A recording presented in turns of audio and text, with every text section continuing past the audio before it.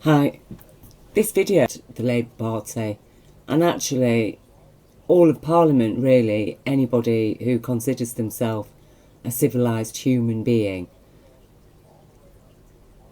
Now, I've just made a video, which it's quite an emotional video. I mean, I was in two minds whether even to publish it, but the fact is that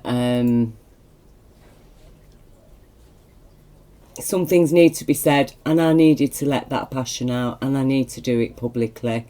And because I'm ill with chronic complex PTSD, and I do get hit with things like autoimmune illnesses now and again, I was unable to attend the march today, where I should have been able to vent off my passion and have a good shout out at Boris Johnson. So I made this video, and I've shared my passion in there, and it's a bit of a choppy video, but like I say, stuff needs to be said, the passion needs to be shared, because I am sick to death of living in this psychopathic culture that is dominated by psychopathic criminals of the likes of Boris Johnson, of the likes of Jacob Rees-Mogg.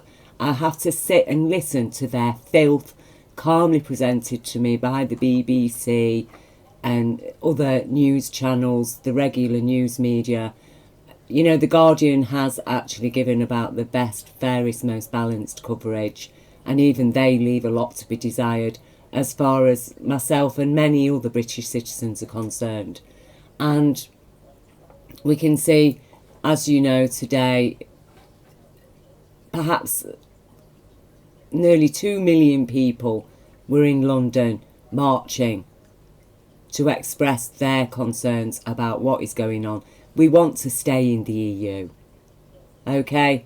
As this, one of the popular chants, bollocks to Brexit. People have been railroaded into a divisive, hateful society. People are being threatened. People have been targeted online because they're expressing concerns about leaving the EU. To do what exactly? For what purpose exactly? Because all the original purposes and promises have all turned out to be a pack of lies, and we know that this whole Brexit issue is about one thing. It's about protecting Britain's tax havens for the Crown. Don't forget, we know that the Crown has its hands on these tax havens. We've got the evidence here. Now, I'm going to leave you these links, Jeremy Corbyn, and I'm speaking as somebody, okay, I'm not yet a member of the Labour Party. I am going to join, actually, as soon as I can afford it, because as a full-time carer, you know, I'm on a minimum wage and I have to budget. But within the next couple of months, I will be joining the Labour Party, which is the first political party I've ever joined in my life. I've never voted for any single politician in any of the general elections because I've been so disgusted at the level of representation on offer and what they were proposing, or rather what they were failing to address. So no, I've been unable to give them my vote. But I have pledged my vote to you, Jeremy Corbyn, because you are at last one politician, a leader of a political party, the Labour Party, that is actually talking sense and is prepared to commit to the real change and actions that are needed to bring our society out of this horror of this last 9 years of this Tory government, and before that, Blair and Thatcher governments. Now, the information I'm sharing here really does need to be picked up by Parliament. And because, look, yourself and other MPs, Labour MPs in particular, are calling out this government for what it is, a cabal, criminals, expressing intent to break the law, being found guilty by the Supreme Court for lying even to the Queen. But, you know, she doesn't matter, because at the end of the day, Boris Johnson is looking out for her tax interest, isn't it? He's looking after her tax havens. You see, tax havens are British Crown territories and are promoted and defended by the UK government. So, you know, that's why Parliament's coming a cropper here, because that is what is now under threat, according to the new EU legislations, are the tax havens. And there will be scrutiny on all the businesses that are in Britain, that are registered in Britain, and that many of them are already just nothing more than money laundering fronts or fraudulent investment companies that are there simply to drain funds out of pension funds, trust funds, you name it, people's life savings, quite happy to just drain these in these fake AAA rated companies. I will share you Gordon Bowden's link. Again, this is one link from that, but I will share all the links here. And I am asking you, as the leader of the Labour Party and all Labour MPs now, to get with the narrative of addressing these criminals.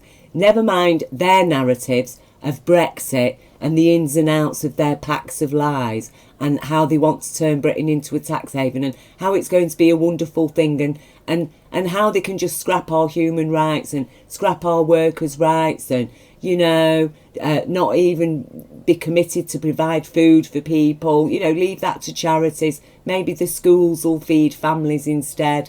Okay, all of these people that came out in force today, people like this man, all of these people, they've come out for a reason.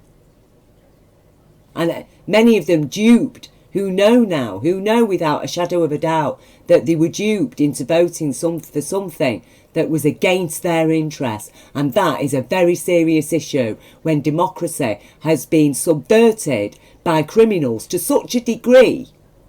They have such control over a society through the media, through the government, through the BBC, through finance, through their foreign connections with foreign criminal powers, to persuade the British people to vote against their own best interests. Surely Britain has to be the only country on this planet right now that has voted against its human rights.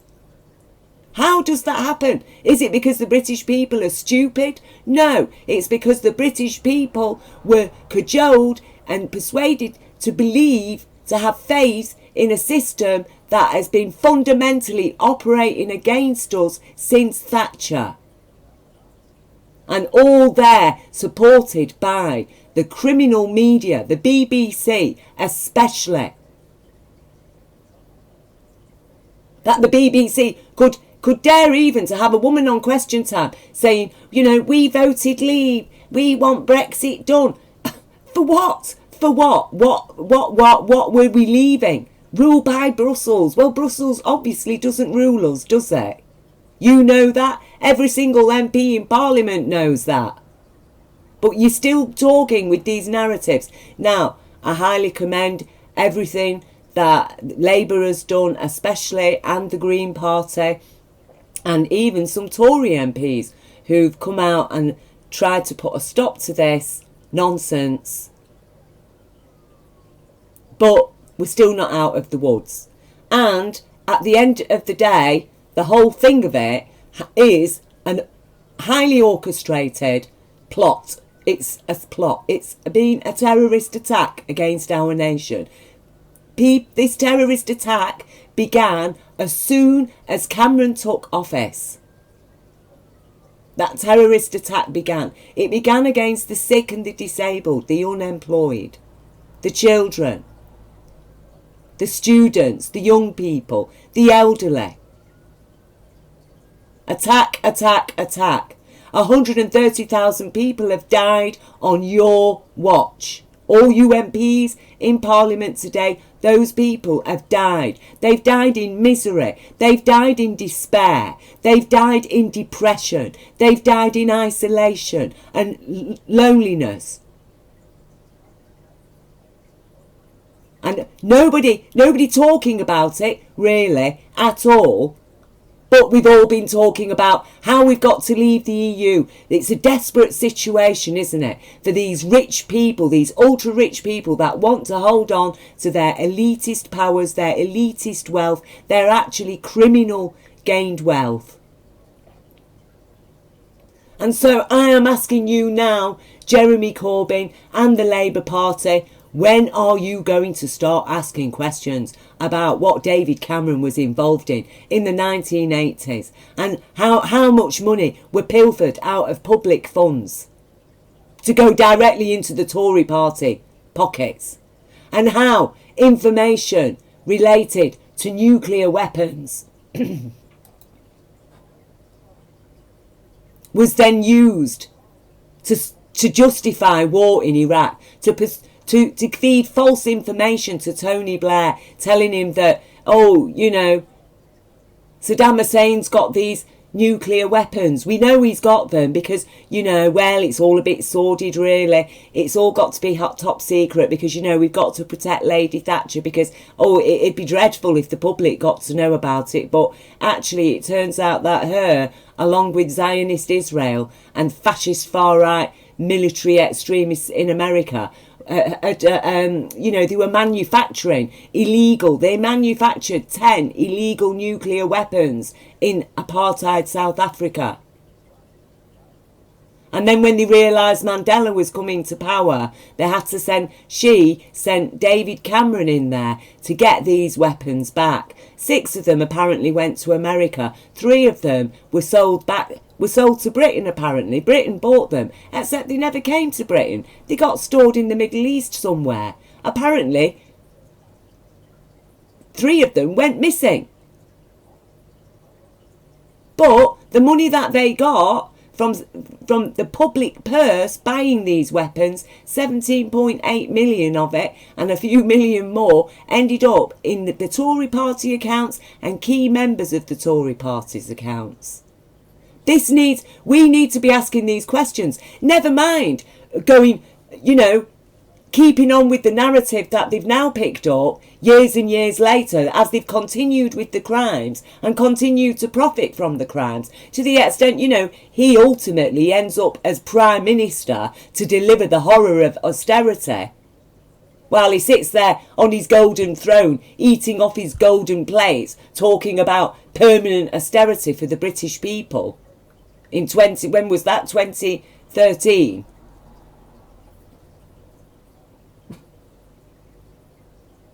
We need to be asking questions about this criminal, okay, and this criminal as well. We know that Savile, her best friend, was a paedophile, and he was very likely controlled by intelligence and working for the subversive aspects of British intelligence. The same ones that were prepared to lie to Tony Blair and convince him that, they were dealing in illegal nuclear weapons, and yes, it's all very embarrassing. But we're pretty sure that Saddam Hussein has got them, and so, regardless of how he got them, the fact is he's got them, and he might use them. And then Britain ends up in an illegal war. And we want more questions that the Labour Party had already been asking about the illegal depleted uranium. What is going... our parliament now, this country has a responsibility to those people of Iraq, Jeremy Corbyn. And, no matter what anybody says, we have a responsibility. What is Britain going to do now to help these people after we were lied to? Who's committed the crime here? Parliament, who was lied to by the Ministry of Defence? Nick Harvey? Why wasn't he charged? That is a very serious crime, to be lying to Parliament about the nature of weapons that are being used in a country that Britain's supposed to be involved in liberating. We need to address these things. We want this Brexit crap right off the table. It needs to end. there needs to be another referendum now, of course. But the narrative needs to be very firmly now on arresting the criminals of power. Because if we do not arrest these people, if we do not utilise the weight of the law against these criminals of power, how dare any politician in this country expect any average man and woman on the street to obey the law? Why should any of us obey the law? Why should we? When our own Parliament and Ministry of Defence are lying and using illegal weapons, are stealing public funds for their Tory party, and then a decade or so down the line, here they are using their Brexit now to strip all our rights, to basically deny everything that my granddad gave his life for.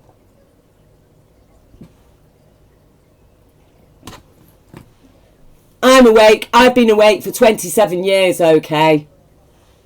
When I first started having to remember the flashbacks of my childhood, what I suffered in this country that's supposed to be a civilised country, where apparently we had all our rights. How much worse can it be when even those rights are gone? How much worse can it be? I know it. And I know it more than you, Jeremy Corbyn. I know it more than a lot of MPs in Parliament. I know it even a lot more than the British people today, who couldn't even imagine the kind of life that people like me and the people of Iraq are having to live now.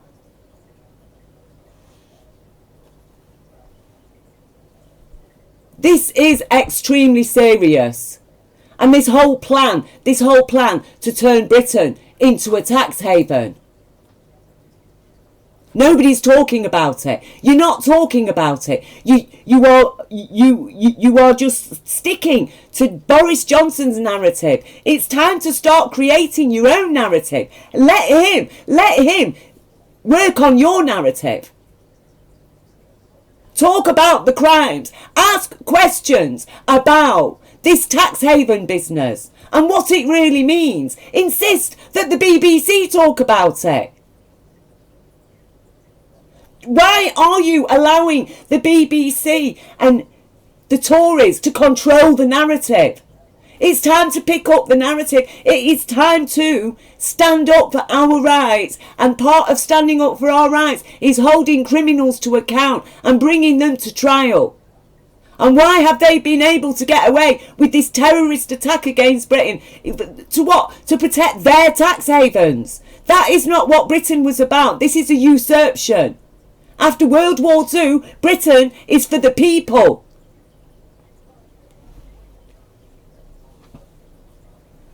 And by stealth they have got away with these crimes. By stealth, they've normalised, institutionalised corruption. And the BBC there to assist every single step of the way. And even the Queen, why didn't she sack Boris Johnson? I tell you, we know why. Crown territories.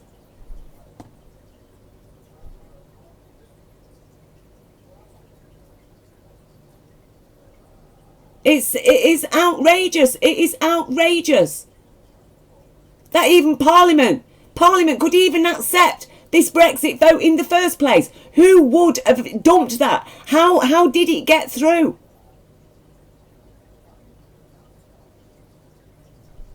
Why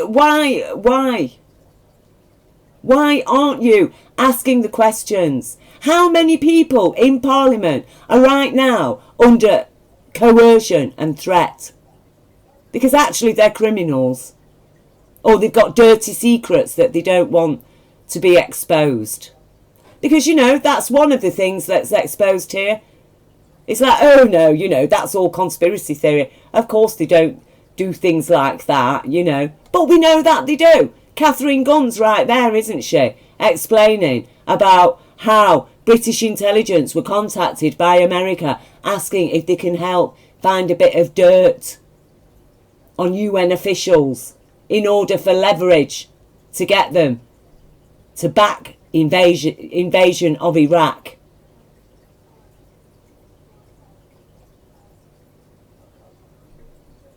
This is the kind of thing that has been going on. Whistleblower Catherine Gunn risked everything to leak damning Iraq war memo. That was the memo. That was the memo from America to Britain, asking British intelligence to help them find dirt on UN officials so that they can use that dirt as leverage to get UN officials to agree to the invasion, to sanction the invasion of Iraq. We know it's happening in Parliament. Theresa May was asked questions about it, again by a Labour MP. She was asked questions about it. Was it last year, the year before? A couple of years. I think she was asked questions about it when she was the Home Secretary under David Cameron. There was questions about whips using knowledge about the sex lives of MPs and using that knowledge to persuade them to vote one way or another. This is serious. This is deadly serious. And we're talking about the kind of people who deal with illegal nuclear weapons. Who hand illegal nuclear weapons over to despot powers like the powers that were controlling apartheid South Africa. They gave them 10 nuclear weapons to that horror of a nation that it was. They tested one. We know this. These are facts. You know, Gordon Dunn does not mess about. He knows what he's talking about. This isn't conspiracy theory. This is conspiracy fact. And it is about time that Parliament started talking about it.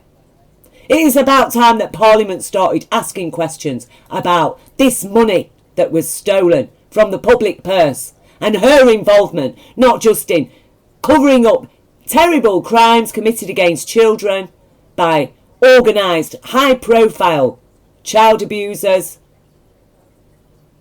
but also her dealings with him and what he was doing in Africa in the 1980s.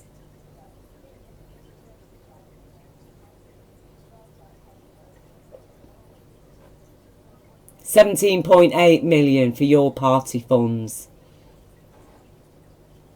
And Gordon not Gordon Dunn, Gordon Duffy, he has picked up on it all and he's shared it all here in Veterans Today. Oh, it is Gordon Duff, senior editor. Gordon Duff is a Marine combat veteran of the Vietnam War. He is a disabled veteran, has worked on veterans and POW issues for decades. Gordon is an accredited diplomat and is generally accepted as one of the top global intelligence specialists. He manages the world's largest private intelligence organisation and regularly consults with governments challenged by security issues. Okay, so this is not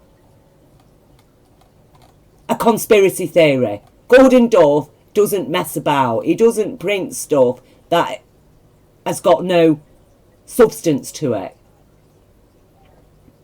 And Gordon Bowden has got the documents. Gordon Bowden has got the documents.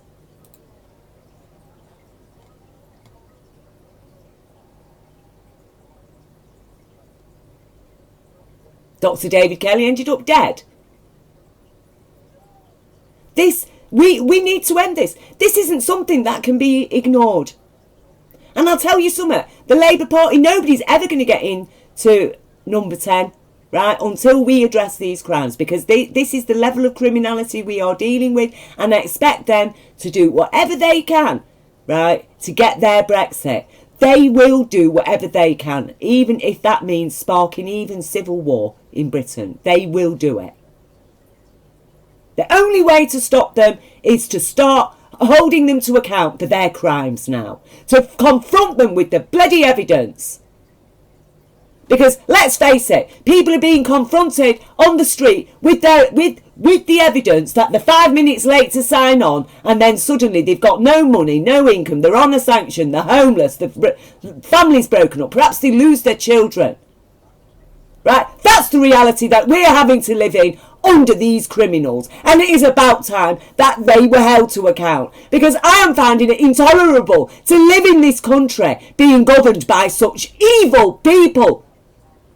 That this man, as I stated in my previous video, could stand there in Parliament saying it makes him want to vomit to think of criminals, convicts in prison being given a right to vote. It makes him want to vomit. And a criminal like him, dealing in illegal nuclear weapons, ends up as Prime Minister of the country. And he is stood there saying that about people who've committed petty crimes, perhaps have been caught with an illegal plant. And he has been involved in dealing in illegal nuclear weapons that were then used to justify the horror that has been inflicted on Iraq. You people need to stand up and start asking questions, because I do not know. There is no hope for this country until the law is brought to bear where it belongs.